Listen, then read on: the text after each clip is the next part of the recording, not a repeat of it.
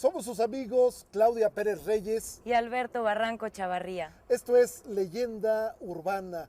Vamos a presentarles hoy una selección de lo mejor de estos programas que se han venido dando en los últimos meses para que usted tenga una idea de cómo se ha desarrollado esta trama. Y queremos agradecerles también por habernos acompañado. Son 4 meses ya en nuestro programa. Espero que lo disfruten y les deseamos un muy feliz año.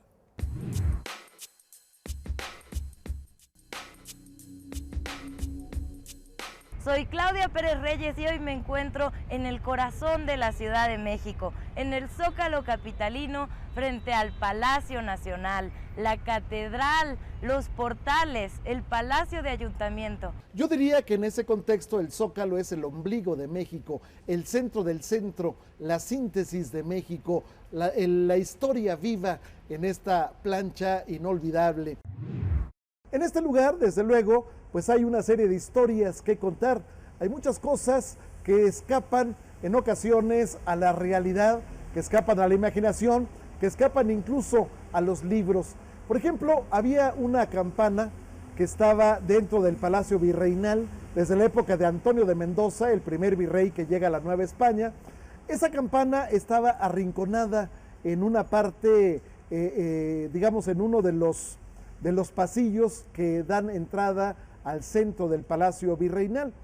El virrey todas las tardes acostumbraba a llegar a escuchar, sacaba una moneda de su bolsillo, de su faltriquera, y hacía que sonara la campana. Sin embargo, sabía que eso era delito porque la campana había sido castigada, había sido desterrada de un pueblito del estado de la provincia de Salamanca, allí en España, por el terrible delito de haber tocado sola. De pronto espantó a la multitud que vivía en ese lugar porque empezó a tocar sola. No había mano humana que moviera el badajo y la lengua empezó a soltarse sin ningún sentido, sin ningún sustento. Entonces la campana fue procesada, finalmente fue condenada y se dijo que tenía que ser desterrada a las Indias, en este caso a la Nueva España, y permanecer ahí por el resto de los siglos. Bueno, finalmente otro de los virreyes, el virrey Horcasitas, decidió que la campana se pusiera en una parte que resultaba un escenario representativo de un segmento de la historia de la Ciudad de México, que es el primer reloj que hubo justamente en lo que hoy es la calle de Argentina, que entonces se llamaba calle del Reloj. La campana se colocó ahí, pero sin badajo, porque hubiera sido un terrible pecado haber tocado esa campana castigada. La leyenda dice que desde épocas inmemoriales, desde la colonia, desde el virreinato, el fantasma, el espectro de la Llorona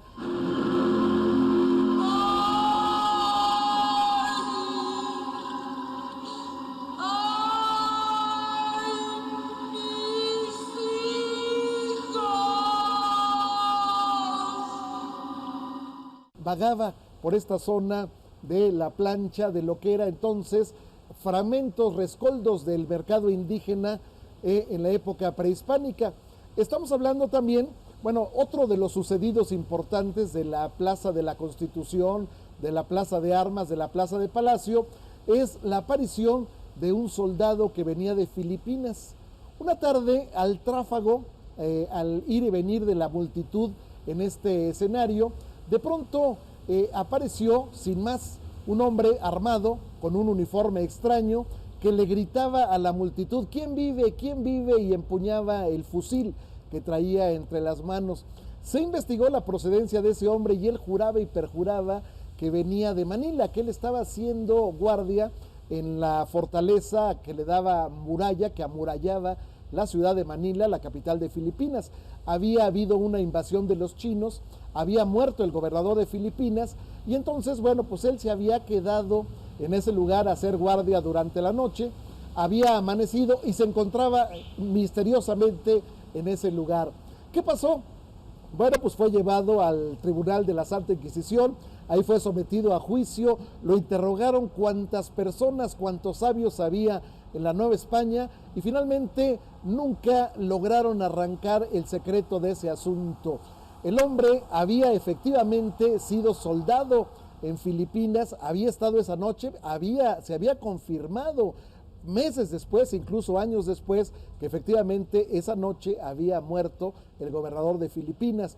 ¿Qué pasó al final? Bueno, pues lo llevaron a Acapulco, en Acapulco lo embarcaron a la nao de China, que en realidad venía de Filipinas, y se acabó la historia.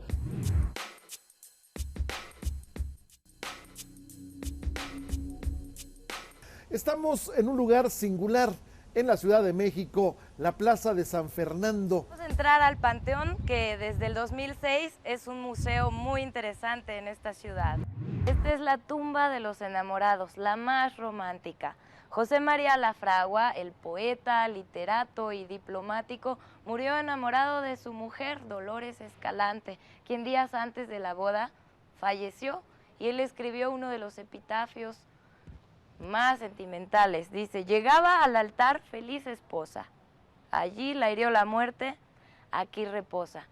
Y se cuenta que todas las noches ella se levanta vestida de blanco lamentándose y ronda por los patios de este cementerio.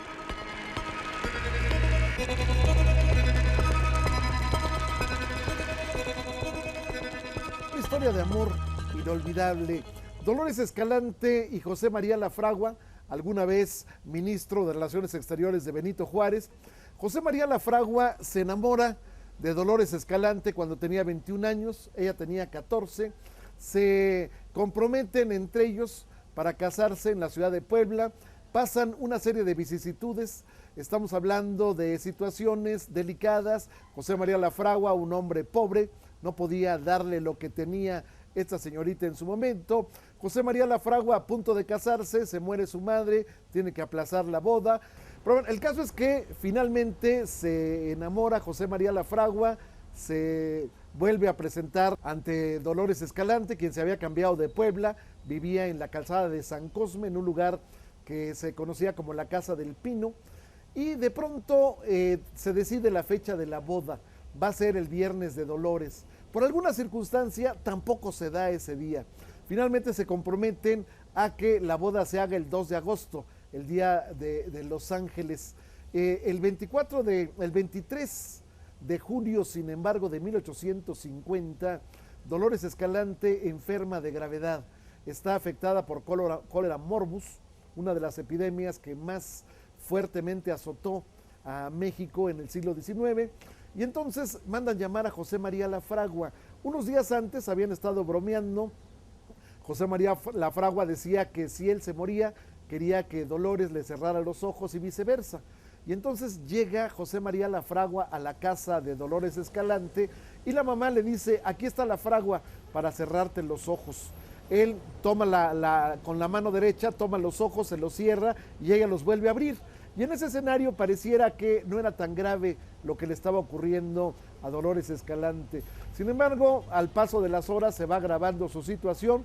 Finalmente muere en la madrugada del 24 de junio de 1850, día de San Juan. En este muro están los restos de niños que no llegaron a tener más de 2 años, que murieron inocentes.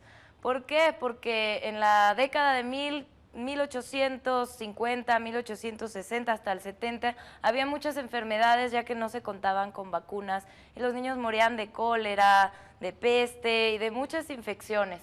Y bueno, era el apogeo de la época romántica. Como podemos ver, los padres escribieron epitafios a sus niños y bueno, aquí hay uno que dice: la tierra tocó apenas con su planta y viendo las espinas de este suelo, cual cándida paloma se levanta para unirse al Creador allá en el cielo. Luego hay otro muy bonito, muy sencillo, que dice, es desde 1866, de Miguel Vadillo. Dice: aquí duerme Miguel Vadillo Bernardi, mi querido hijo. Hablad bajo, no le despertéis.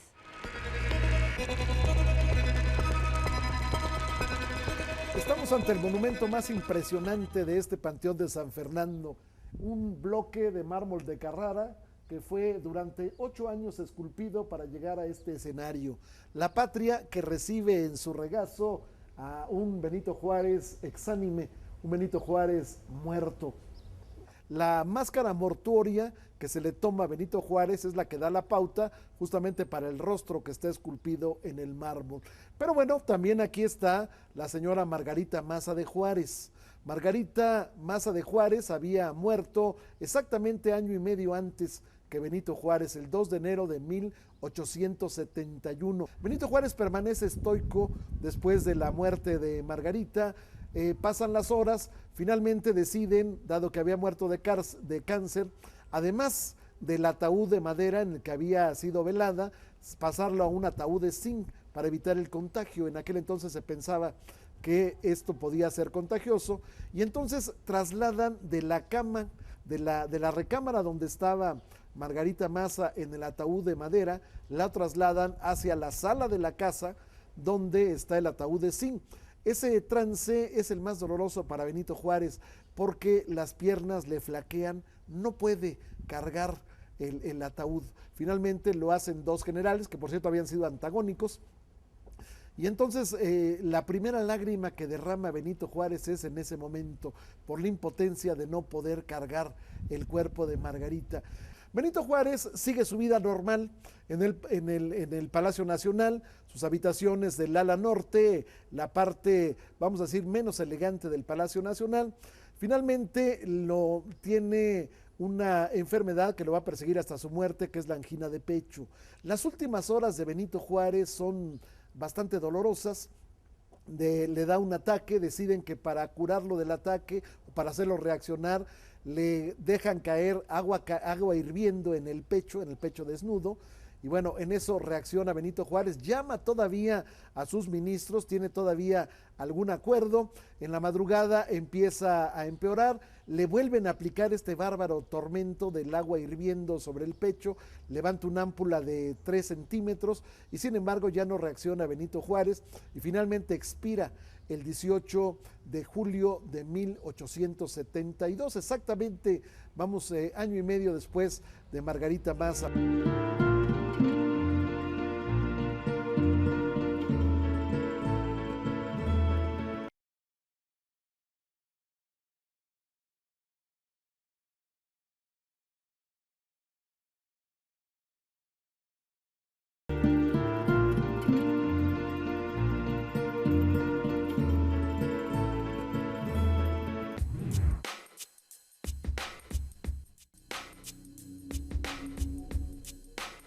¿Qué tal, amigos? Soy Claudia Pérez Reyes y en el programa de hoy, en Leyenda Urbana, hablaremos sobre el Archivo General de la Nación, antiguamente el Palacio Negro de Lecumberri. Estamos frente a un lugar de leyenda en la Ciudad de México, el Palacio Negro de Lecumberri, la cárcel de la ciudad. En esta cárcel está una parte importante de las páginas de la historia de México. Podemos decir, por ejemplo, que aquí estuvo prisionero el general Francisco Villa. Francisco Villa había sido enviado a prisión por el que después sería presidente de la República, Victoriano Huerta.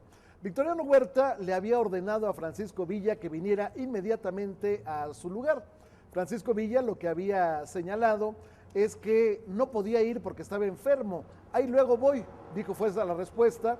Y bueno, Victoriano Huerta montó en cólera y lo mandó. Primero lo iban a fusilar, viendo que Francisco Villa estaba grave, estaba enfermo, tenía fiebre muy alta.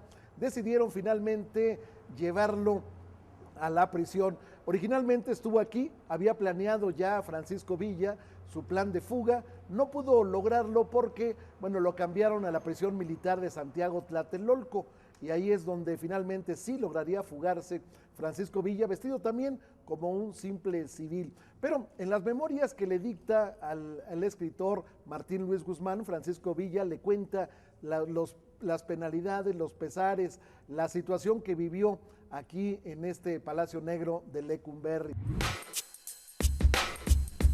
Otro acontecimiento que cambió la historia de este lugar fue que poco antes del 68 los presos políticos lograron que se realizara el reglamento que era encarcelar a los presos según sus delitos. Por ejemplo, los asesinos con asesinos, los rateros con los rateros, los primerizos con los primerizos y los reincidentes con los reincidentes. Es una pena que en el temblor del 85 se haya perdido, no se pudo recuperar lo que era la parte de los talleres de los presos, en donde había un mural impresionante hecho por ellos mismos.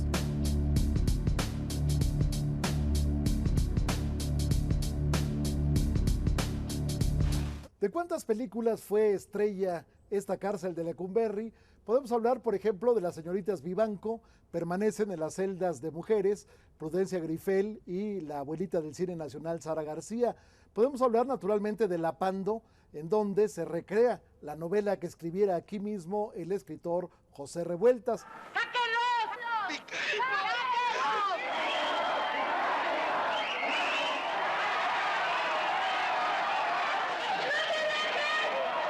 Podemos hablar también, entre otras, de Nosotros los Pobres, cuando Pedro Infante cae preso y entonces se da aquella famosa, aquella terrible, aquella brutal pelea con un individuo apodado El Tuerto. Bueno, a partir de ahí que le saca el ojo Pedro Infante.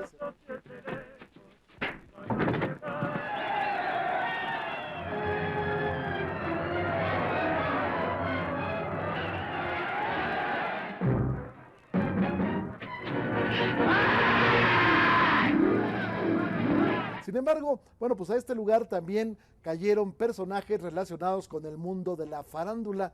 Aquí estuvo, por ejemplo, un señor José Peláez. ¿Quién es José Peláez? Bueno, José Peláez estuvo aquí por el delito de haber asesinado al compositor yucateco Guti Cárdenas, cuyo verdadero nombre era Augusto Cárdenas Pinelo. Augusto Cárdenas Pinelo había salido del teatro lírico, estamos hablando de la década de los 20, había caminado rumbo a lo que era el Salón Bach en la esquina de Bolívar y Madero, se había metido al lugar, ahí había encontrado un grupo de amigos, entre ellos este señor español, José Peláez, había compartido con ellos y de pronto se suscita una riña y en la riña Guti Cárdenas se lleva la peor parte, es asesinado. Un caso más, José Luis Paganoni, ingeniero de profesión, estuvo en la cárcel porque habiendo sido esposo de Evangelina Elizondo, la sorprendió a altas horas de la noche en un carro con el actor Ramón Gay. Finalmente, José Luis Paganoni asesinaría prácticamente a sangre fría a Ramón Gay, también una de las grandes promesas del cine nacional, ya cuajada, una estrella ya realmente del cine nacional. Y bueno, pues José Luis Paganoni también va a purgar una larga sentencia aquí en la cárcel. El actor Ramón Gay, quien representaba la obra 30 segundos de amor con Evangelina Elizondo, fue muerto a tiros por el exmarido de esa, ingeniero José Luis Paganoni.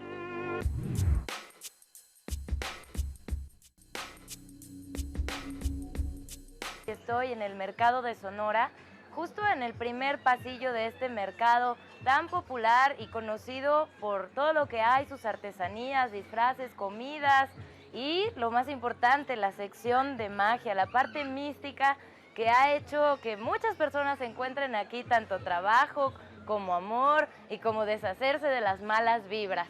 Un lugar donde confluyen lo mismo la mercancía tradicional que las hierbas, que los implementos para las brujerías y para todo ese tipo de supersticiones y demás. En este lugar, el mercado de Sonora, se iniciaba el barrio de San Pablo, donde alguna vez hubo una plaza de toros, donde alguna vez llegó a luchar un toro mexicano, un torito mexicano, decían, contra un tigre, y donde también estaba la casa de don Tomás de Treviño y Sobremonte, al que la Inquisición lo quemara vivo, justamente con los muebles de su casa, aprovechando la leña que se dio de los muebles de su casa. Y entonces, en alarde de valor, aquel personaje gritaba: echen más leña que mi dinero me cuesta.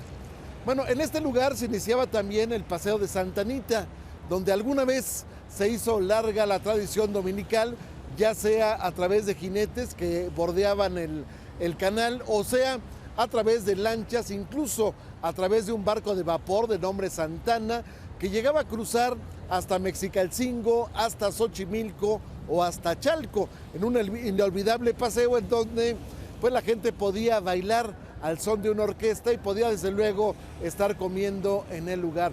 El mercado de Sonora es sin duda el más grande de la Ciudad de México, sin duda el más singular y sin duda el más legendario.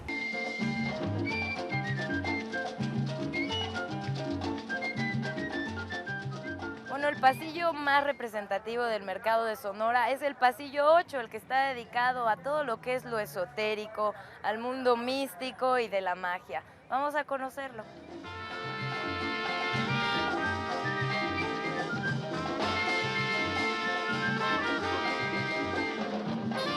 Estamos en uno de los rincones del mercado de Sonora, donde el colorido se mezcla con el olor de las hierbas medicinales.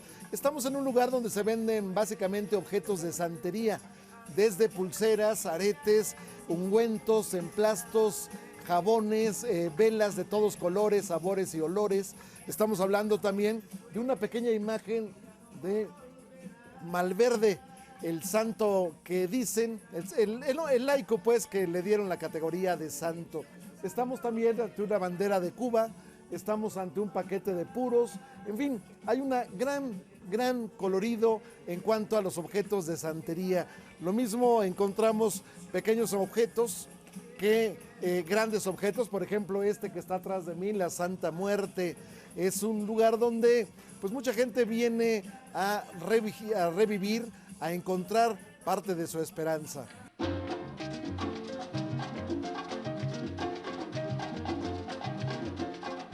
Bueno, en este puesto encontramos desde vudús, así como baño de plantas aromáticas dedicado a la Santísima Muerte, veladoras, inciensos, plantas, sobrecitos como amuletos.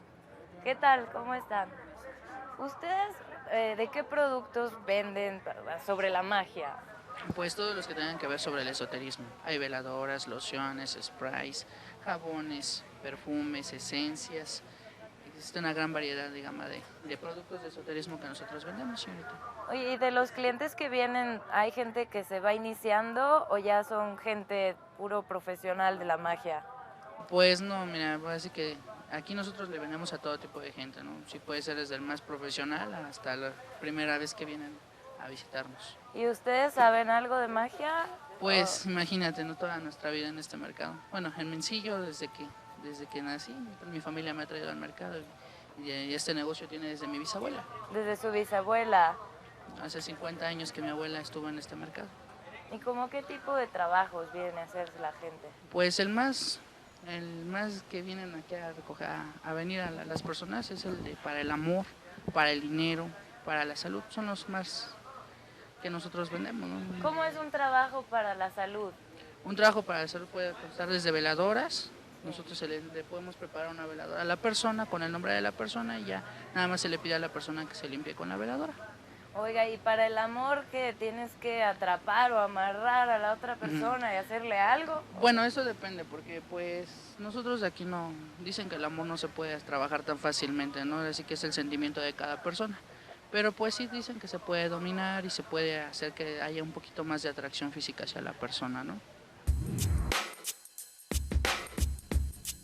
Bueno, ya prácticamente la limpias para que te abra camino, para atraer la suerte, el dinero, todo lo que quieras. ¿Y si te va muy bien, me ves mejor? Ah, pues claro, es para que te limpie tu aura, para que tengas éxito en el negocio, en el trabajo y para... ¿Usted puede ver el aura? Sí, se ve. En una simple foto, ahí se ve, sale cómo tiene tu cuerpo y todo, el color. ¿De una cámara normal o...? En una foto. Y ahí viene cómo sale el color de tu aura. Aquí este es su otro puesto, su otro negocio. Bueno, ¿paso? Buenas tardes. Pero, ¿con qué me va a hacer la limpia? La limpia tradicional se hace con ramo, con un huevo, con alumbre. Y eso es para que te saque todo lo negativo. Ah, ok. ¿Y a mí con qué me va a hacer? Con eso te lo voy a hacer. Bueno, vamos a ver.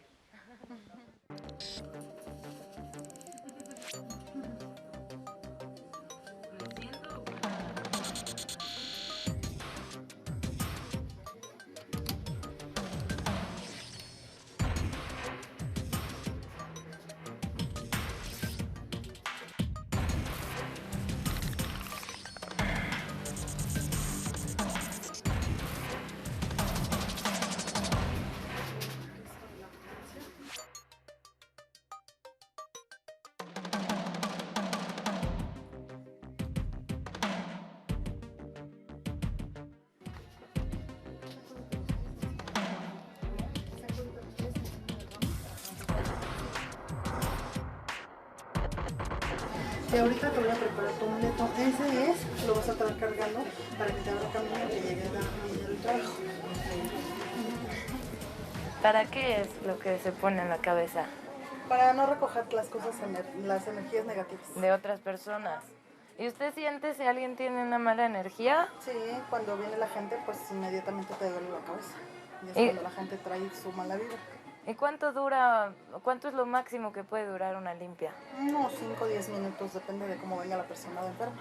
¿Y yo venía enferma? No, tienes energías positivas. Lo único que se te hace es limpiarte la aura para que tu camino se abra. Ah, muy bien. ¿Y qué más fue lo que me hizo? A ver, primero... Con el ramo es para limpiar y quitar todas las energías, como ya te decía. Ujú. Con el huevo... ¿De qué es el ramo? ¿De qué está El hecho? ramo viene hecho con pirul, albahaca, ruda y trae flores blancas y flores rojas. Las flores blancas, como te digo, es para que te abran camino y las rojas para traer el amor. Para que te llegue alguien que te convenga. Ah, muy bien. O si ya lo tienes, pues para que perdure más el amor. Bien, ¿y después qué fue lo que me hizo? Y después el huevo que Huevo, se te pasa es para que te quite todo lo... Tu aura se limpia. Me lo puso en mi mano Ahí es derecha. para que se te abra camino y pidas todo lo que quieras. ¿Y después qué fue, aceite? ¿De qué fue lo que me puso? Son varias esencias preparadas para que traigas el amor, el dinero y la salud. Ah, muy bien. Ahora explíquenos qué significa la Santa Mira, Muerte. La Santa Muerte viene en varios colores. Por ejemplo, esta que tengo aquí es dorada. Es para el dinero. Tiene el búho para casos legales y cosas de juicio. Mucha gente cree en ella y le piden, le ponen su altar, le ponen una ofrenda y ya es como le cumple.